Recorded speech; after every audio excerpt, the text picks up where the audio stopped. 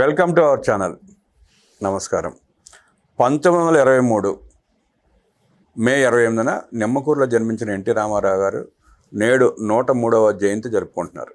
సినీ వినీలాకాశంలో రాముడిగా కృష్ణుడిగా ప్రజల హృదయాల్లో చిరస్థాయిగా నిలిచిపోయిన ఎన్టీఆర్ రాజకీయ రంగ ప్రవేశం చేసి బడుగు బలహీన వర్గాల ఆశాజ్యోతిగా పెను మార్పులు తీసుకొచ్చిన కారణజన్ముడు రామారావు గారు.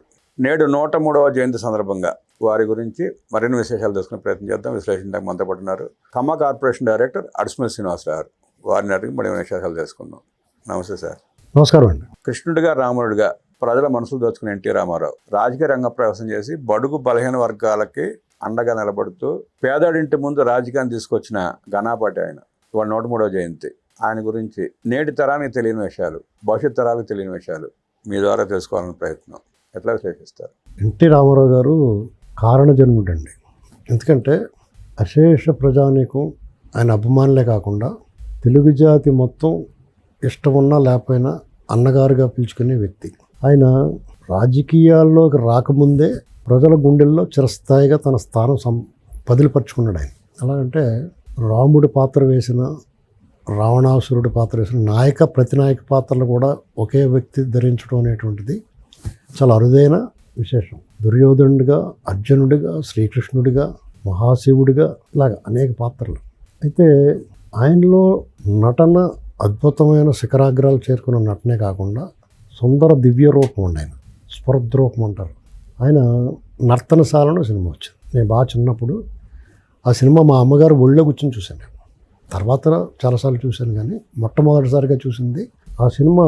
అందులో మొట్టమొదటి పాట ఎన్టీ రామారావు గారు ఎందరిలోకి వెళ్తాడు. అక్కడ దేవకన్య అర్జునుడిని ప్రశంసిస్తూ కురువరా ఓ నరవరా అంటూ ఒక నాట్యంతో కూడిన గీతం ఒకటి ఉంటుంది. అద్భుతంగా అందులో ఆ పదాలు, చరణాలు గూస్బంప్స్ వస్తాయండి మనకు. అంటే అర్జున పార్థ కిరీటి విజయుడ అనేటువంటి కొన్ని పదాలు ఉంటాయి. ఆ పాట మరింత ప్రాచుర్యం చెంది మన మనసుల్లో ఇంకిపోవడానికి కారణం ఏంటంటే జానకమ్మ గారి గొంతులోని తీయదనం, సుసర్ల దక్షిణామూర్తి గారి సుస్వరాలు, అలాగే ఎన్టీ రామారావు గారి సుందర దివ్య విగ్రహం అండి. నిజంగా అర్జునుడిగా ఎంత అందంగా ఉంటాడంటే ఆయన. మళ్ళీ ఎంత అందంగా కనిపించింది జగదేక వీరుడి సినిమాలో. నన్ను దోచుకుంది బట్టి అనే ఒక సాంగ్ ఉంటుంది. జగదేక వీరుడిలో గుళేబాకావాళ్ళు కదా. అబ్బా, రామారావు గారు జమున ఆ సీన్ను చూస్తే ఏమందమండి మనిషి. రాజకుమారుడు అంటే అలాగే అనిపించింది. ఖచ్చితంగా జగదేక వీరుడు ఇలాంటి కొన్ని పాత్రలకి ఆయన పూర్తి యాప్ట్. ఆయన సామాజిక విప్లవకారుడిగా అంటే పేద ప్రజల గుండెల్లో ఉండడానికి కారణం ఏంటంటే ఆయన జానపదాలు వేసిన ఆ రాజ్యాల్లో దోపిడీ, రాజుల అరాచక పాలనను ఎదిరించే యువకుడిగా జానపద సినిమాల్లో కానీ చారిత్రక సినిమాల్లో కూడా ఆయన శ్రీకృష్ణదేవరాయల పాత్ర పోషించిన శ్రీకృష్ణదేవరాయల సినిమాలో అప్పాజీకి కళ్ళు పొడిపించిన తర్వాత రామారావు గారు విచారిస్తున్నప్పుడు ఒక పాట వస్తుంది వెనకాల.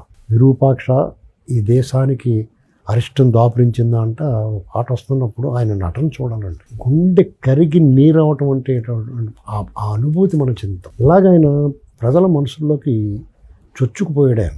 అటువంటి వ్యక్తి ఆయన్ని నందమూరి తారక రామ అని ఒక స్వామీజీ అన్నాడంటే ఆశ్చర్యం ఏముంటుంది అందులో. ఆ వ్యక్తి రాజకీయాల్లోకి రావటమే అసలు ఒక కొత్త వరవడి. అప్పటి వరకు ఉన్న సంప్రదాయ రాజకీయాలకు ఒక కుదుపు వచ్చింది. ఆయన్ని చాలామంది విక్రించారు. సినిమాల్లో ఆయన చాలా ఆదరణ ఉండొచ్చు.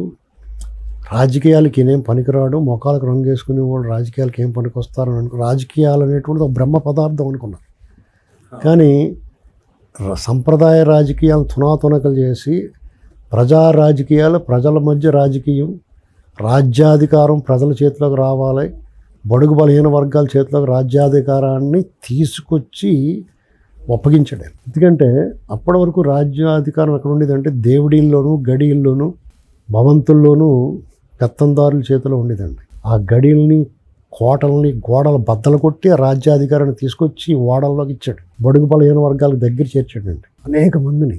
రామారావు గారు వచ్చిన తర్వాత అనేక మంది విద్యావంతులు, బడుగు బలహీన వర్గాల నుంచి బాగా చదువుకున్న వాళ్ళు, వైద్యులు, ఉపాధ్యాయులు, అధ్యాపకులు, ఇలాంటి వాళ్ళందరూ వృత్తి కళ, వృత్తి నైపుణ్యం ఉన్నవాళ్ళు, సామాజిక సేవలో తరించిన వాళ్ళు, మంచి పేరు తెచ్చుకున్న వాళ్ళు, ప్రజలు చేరుకున్న అటువంటి వాళ్ళందరినీ సరికొత్త రాజకీయాన్ని పరిచయం చేశాడు ఆయన. ఆయన పర్యటన, ఆయన పార్టీ పెట్టడం, జెండా రూపకల్పన, ఆ రంగు, ఆయన స్వహస్తాలతో ఆ జెండాని ఏ సమయంలో టైంలో ఆయన రూపొందించాడో కానీ వాళ్ళకి రెపరెపలాడుతుందంటే ముహూర్త బలం కూడా ఉంటుందండి. ఆ వ్యక్తి తాలూకు సంకల్పం కూడా ఆ జెండా రెపరెపలాడడంలో కనిపిస్తుంది. నిజంగానే కారణ జన్ముడండి ఆయన.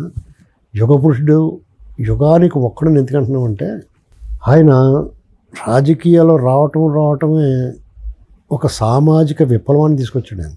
సామాజిక చైతన్యాన్ని తీసుకొచ్చాడు ఆయన. సంస్కరణలో ఎక్కడ ఏమాత్రం వెనకడుగేయకుండా ఇచ్చిన మాటకు కట్టుబడి నిజాయితీ అయిన రాజకీయాలని, కచ్చైన రాజకీయాలు చేశాడు. ఆడపిల్లలకి, మహిళలకి ఆస్తిలో హక్కు అంటే మాట్లాడండి.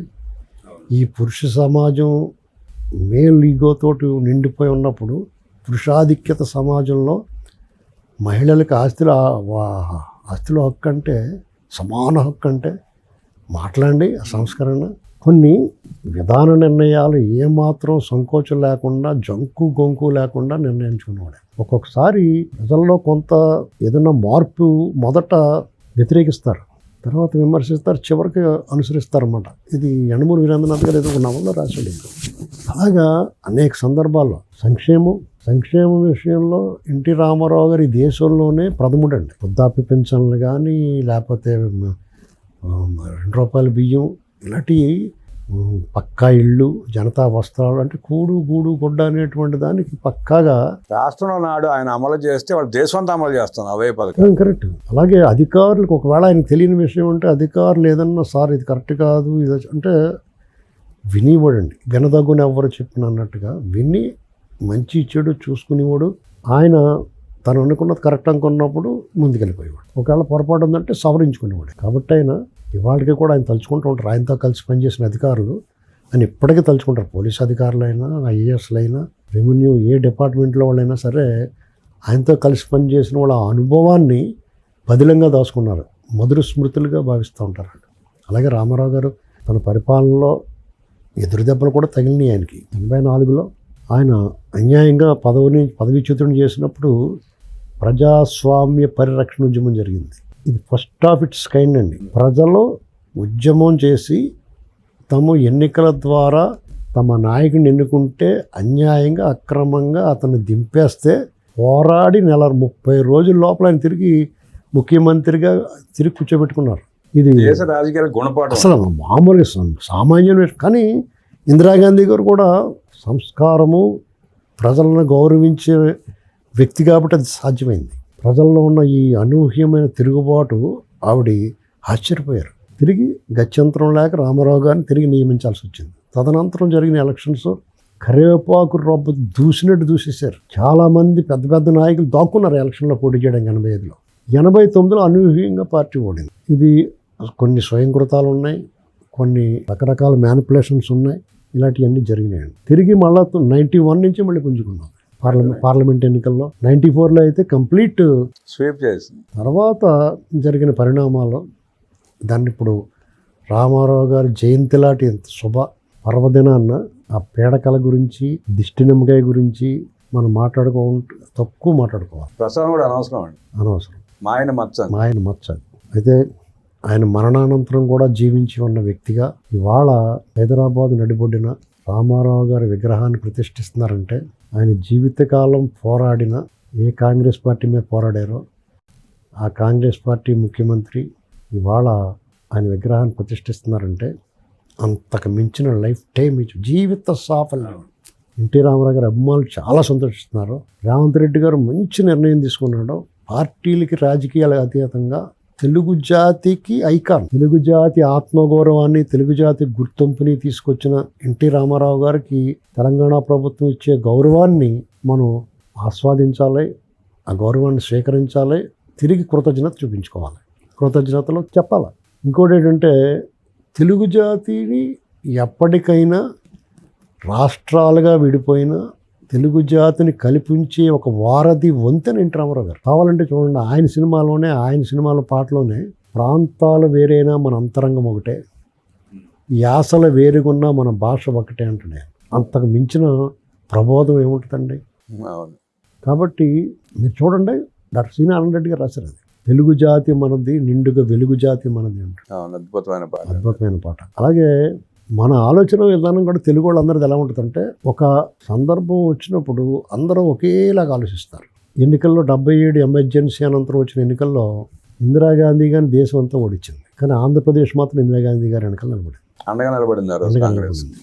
తర్వాత ఇదే ఉమ్మడి ఆంధ్రప్రదేశ్ రామారావు గారు పార్టీ పెట్టినప్పుడు ఆయన వెనకాల నిలబడింది. ఆయన పదవీచ్యుతం చేసినప్పుడు ఆయన తిరిగి ప్రతిష్ఠించే వరకు నిద్రపోలేదు. ఇందిరాగాంధీ గారి మరణానంతరం దేశమంతా ఆవిడ హత్యానంతరం పెళ్ళుబుకిన సానుభూతి వరదలో దేశం అంతా కొట్టుపోయింది. కానీ ఆంధ్రప్రదేశ్లో మాత్రం రామారావు గారి వెంటే నిలిచింది, ఆయన మిత్రపక్షాలను గెలిపించింది ఇది తెలుగు ప్రజానీకం. అంటే నాకు అనిపిస్తూ ఉంటుంది, శ్రీకాకుళం నుంచి ఆదిలాబాద్ దాకా ఒకే ఆలోచన, ఒకే రకమైన తీర్పిస్తారు. అందుకనే ప్రాంతాల వేరైనా మన అంతరంగం ఒకటే, యాసల వేరుగున్న మన భాష ఒకటే అన్న భావన ఇది బలపరుస్తుంది కదా. అవును. ఇవాళకి కూడా తెలంగాణ ఉద్యమం తీవ్రంగా వచ్చిందండి, ఆంధ్ర వాళ్ళు వ్యతిరేకించలా. చూసారా, తెలంగాణ వాళ్ళు కోరుకున్నారు, మన సోదరులు కోరుకున్నారు. మెజారిటీ 90% ఆంధ్ర వాళ్ళు ఇచ్చేయచ్చు కదా, వాళ్ళు కోరుకుంటున్నారు కదా అన్న ఆలోచనే ఉంది. ప్రతి ఉద్యమాలు జరగలేదు, ప్రేరేపిత ఉద్యమాలు జరిగినాయేమో కానీ అయ్యి అక్కడక్కడ చెదరం మొదలు రాజకీయ ప్రేరేపిత మీకు రాజకీయ ప్రేరేపిత ఉద్యమాలు జరిగినాయేమో కానీ ప్రతి ఉద్యమం జరగలేదు. ప్రజల నుంచి ఆ భావన లేనే లేదు ఇవాళకి కూడా. అలాగే తెలంగాణ సమాజం కూడా ఆంధ్ర పౌరుల పట్ల, ఆంధ్ర సోదరుల పట్ల ఏనాడు వాళ్ళకి దేశభావం లేదు.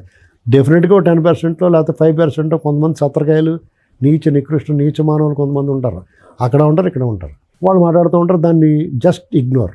రామారావు గారు అనేటువంటి వ్యక్తి తెలుగు జాతి ఆస్తి, మన సొంతం, మొత్తం తెలుగు వాళ్ళ సొంతం. ఏ ఒక్క పార్టీకో లేకపోతే ఏ ఒక్క వర్గానికో ఆయన సొంతం కాదు. కొంతమంది ఓన్ చేసుకుంటే చేసుకోవచ్చు. ఇవాళ విశ్వజనీనం, ఆయన అందరివాడు. కాబట్టి ఇవాళ తెలంగాణ ప్రభుత్వం ఆయన విగ్రహాన్ని ప్రతిష్ఠిస్తుంది. మరి అభ్యంతరాలు ఏం లేవే.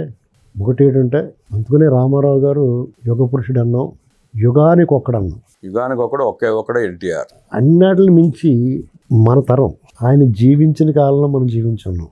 ఇంతకన్నా భాగ్యం ఏంటి? ఆయన సమక్షంలో ఆయనతో మాట్లాడడం జరిగింది, ఆయన అతి సమీపం నుంచి చూడటం జరిగింది.